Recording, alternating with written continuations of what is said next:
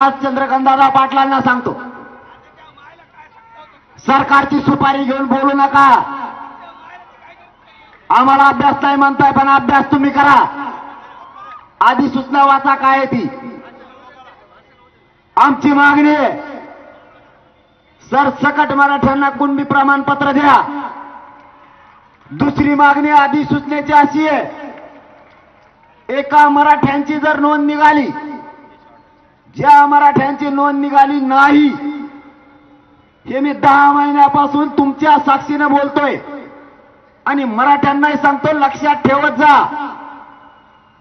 ज्या मराठ्यांची नोंद निघाली आणि ज्या मराठ्यांची नोंद निघाली नाही, ज्या मराठ्यांची नोंद निघाली त्याच नोंदीच्या आधारावर नोंद न निघालेल्या मराठ्यांना सुद्धा कुणबी प्रमाणपत्र द्यायचं, सगळे सोयरे म्हणून. चंद्रकांतदादा पाटील गैरसमज पसरायला लागलेत मराठ्यात. त्यांना वाटतंय मराठ्याला काही कळतच नाही. ते काय म्हणतात माहितीये का? ते म्हणतात 2017 सालीच हा कायदा पारित केलेला आहे. ज्याची नोंद निघाली त्याच्या नातेवाईकाला, सोयऱ्याला दिली जाते.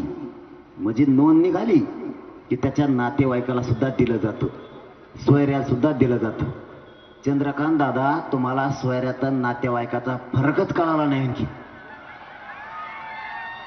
ते सोयरे कोणाला म्हणतात माहिती आहे तुम्हाला? ते म्हणतात ज्याची नोंद निघाली त्याच्या सोयऱ्याला देतो ना राव आम्ही. म्हणलं कोणत्या सोयऱ्याला देता तुम्ही?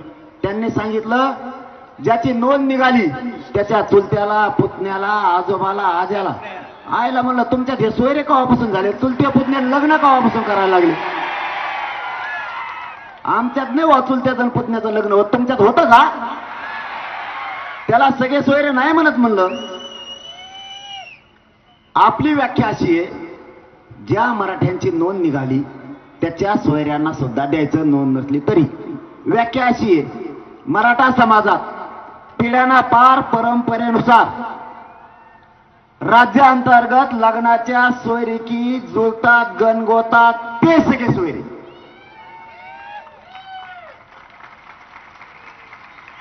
आणि ते टिकवायची जबाबदारी सुद्धा तुमची. आम्ही काय सरकारमध्ये नाही, ती सरकारची जबाबदारी. हेही त्यांना सांगितले.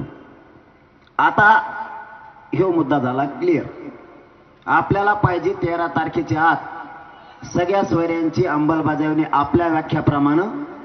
नोंद न निघालेल्या मराठ्यांना आरक्षण आणि कुणबी प्रमाणपत्र देण्यासाठी सगळ्या सोयऱ्याची अंमलबजावणी आपल्या व्याख्याप्रमाणे झाली 13 तारखेला, तरच आपल्याला ती मान्य, नाही तर मान्य नाही.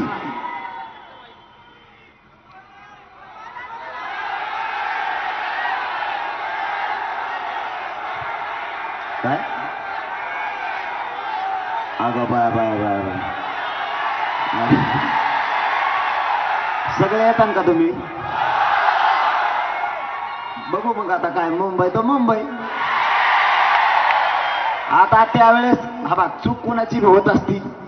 मी तुमचा लेकरू आहे, प्रामाणिकपणाने लढतो, तुमच्याशी गद्दारी करत नाही, इकत नाही, फुटत नाही, मॅनेज होत नाही, पैसे घेत नाही, पद घेत नाही. माझी काही चूक नाही. मी सांगितलं सगळ्या सोयऱ्याची अंमलबजावणी करा. त्यांनी सांगितलं 2012च्या कायद्यात दुरुस्ती करावी लागणार आहे, त्याच्यासाठी अधिसूचना काढावं लागेल, त्याच्याशिवाय सगळ्या सोयऱ्याचं देता येणार नाही.